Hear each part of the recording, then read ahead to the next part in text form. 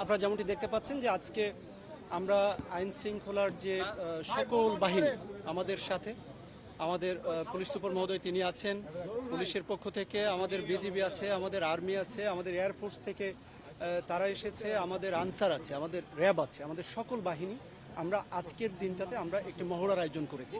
এবং এটি কেন করছি? এটা করছি 12 তারিখে যে আমাদের গণভোট এবং যে সংসদীয় যে নির্বাচন, সেই নির্বাচনে সর্বোচ্চ নিরাপত্তা কিভাবে কুষ্টিয়াবাসীর জন্য আমরা সৃষ্টি করতে পারি, আমরা এটা নিশ্চিত করতে পারি, তার জন্য আমাদের এই মহড়া আজকে চলবে। এবং আজকের পর থেকে ইনশাআল্লাহ আমরা নিরাপত্তার চাদরে একেবারে লিটারেলি আমরা ঢেকে ফেলব, যাতে সাধারণ মানুষ কোনো ধরনের ভয় ছাড়া নির্বিঘ্নে ভোটের সেন্টারে আসতে পারে, তারা ভোট দিতে পারে। যে কোনো দুষ্কৃতিকারী হোক যারা ভোটে বাধা দিবে, আমরা তাদের বিরুদ্ধে সর্বোচ্চ আইনানুগ ব্যবস্থা অবশ্যই নিব। এবং এ পর্যন্ত আমার কথা ছিল। Thank you very much. আমরা একটু জানতে চাই, কোনো প্রার্থীর কাছ থেকে কোনো ধরনের অভিযোগ আপনারা পেয়েছেন কিনা? আমাদের কাছে বড় দুটি দলের অনেকে অভিযোগ করেছে রাতে টাকা পয়সা ছড়ানো হয়েছে, এরকম কোনো লিখিত অভিযোগ আপনাদের কাছে এসেছে কিনা? আপনাকে ধন্যবাদ। এ ধরনের লিখিত অভিযোগ আমরা এখনো পাইনি, তবে আপনার কাছে আমরা জানলাম লিখিত অভিযোগ যদি আসে অবশ্যই আমরা আইনানুগ যে ব্যবস্থা সেটি আমরা নিতে পারবো এবং আপনি সেটা জানতে পারবেন। Thank you.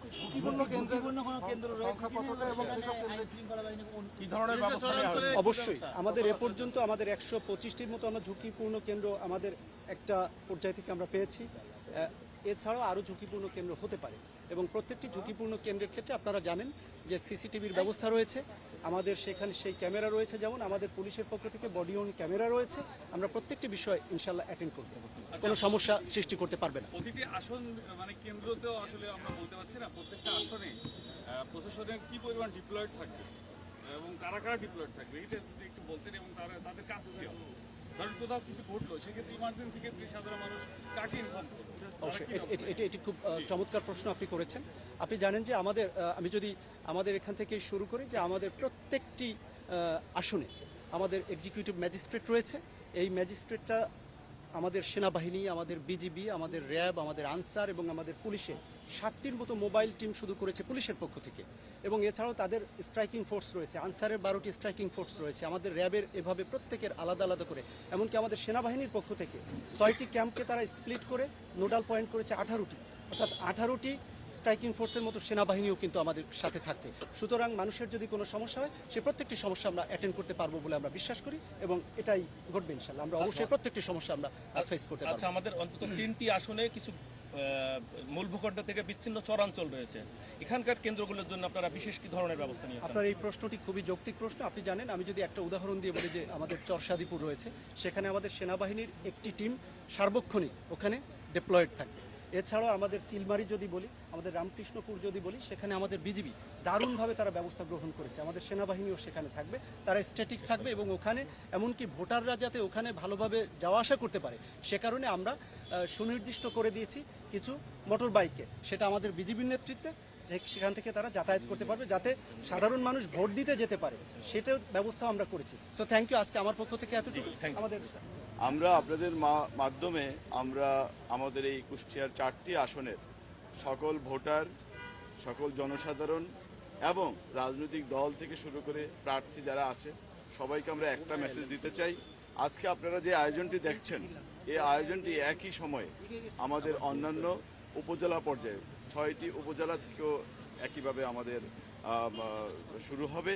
আমরা এটার মাধ্যমে একটি মেসেজ দিতে চাই যে আপনারা কেউ যদি মনে করে থাকেন যে নির্বাচনকে কোনো প্রকার প্রশ্নবিদ্ধ করবেন, নির্বাচনের কোনো ধরনের ক্ষতির সম্মুখীন করবেন, সেইটা আপনাদের পক্ষে সম্ভব হবে না। এইটা পুলিশ সহ অন্যান্য আইনশৃঙ্খলা রক্ষা বাহিনী, আমাদের জেলা প্রশাসন, ম্যাজিস্ট্রেটবৃন্দ এবং সকলেই মিলে আমরা এমনভাবে প্রতিহত করব যেটা আপনাদের চিন্তার বাইরে থাকবে। আপনারা ইতিমধ্যে আমাদের জেলা প্রশাসক মহোদয় বলেছেন যে আমরা প্রতিটি নির্বাচনী এলাকায় আমাদের যে নিরাপত্তা পরিকল্পনা গ্রহণ করেছি, এতে পুলিশ, সেনাবাহিনী, বিজিবি, এখানে আবার নতুন সংযোজন হয়েছে, আমাদের বিমান বাহিনীর সদস্যরা আমাদের সাথে সংযুক্ত হয়েছে, আমাদের আনসার আছে, এখানে আমাদের র্যাব আছে, সকল নিরাপত্তা বাহিনীর সমন্বয়ে আমরা একটা নিরাপত্তার চাদর তৈরি করেছি। এখানে এখান দিয়ে কেউ যদি কোনো অপকর্ম করার পরিকল্পনা করে বা চেষ্টা করে, সেটা আমি বলবো যে তাদের এই চিন্তা কখনো সফল হবে না, চেষ্টা সফল হবে না। এক লাইনে বলে দেন, ভোট কেন্দ্র, ভোট কারচুপি এবং ভোট কেন্দ্র দখল যদি কোনো দল, যে কোনো পক্ষ যদি করে, সেই ক্ষেত্রে আপনাদের অ্যাকশনটা কি হবে সেটা জানতে চাই। আমরা স্পষ্টই বলতে চাই যে আমরা এই ধরনের চেষ্টা যদি কেউ করে তাহলে একেবারে আমাদের আইনের সর্বোচ্চ, আপনি যথার্থই বলেছেন, এটা আমরা সকলকে বা আত্মবিশ্বাসের জন্য আমরা বলতে চাই, আমাদের প্রতিটি সেন্টারে কমসে কম পুলিশের 2 থেকে 3 জন সদস্য একেবারে স্ট্যাটিক থাকবে, সেন্টার ডিউটি যেটাকে আমরা বলছি। আমাদের আনসারের 12 থেকে 13 জন থাকবে, গ্রাম পুলিশ থাকবে। তারপরে আমাদের প্রতি 5 থেকে 10টি সেন্টারের জন্য একটি মোবাইল টিম আমাদের পুলিশের পক্ষ থেকে থাকবে।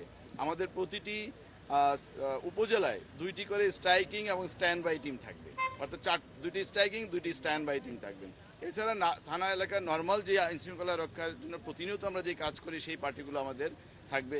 এছাড়া সেনাবাহিনীর পক্ষ থেকে প্রতিটি উপজেলায় 3টি করে স্ট্রাইকিং টিম থাকবে, আমাদের বিজিবির পক্ষ থেকে থাকবে, র্যাবের পক্ষ থেকে 2টি করে থাকবে এবং আমাদের আনসারের পক্ষ থেকে 2টি করে টিম থাকবে।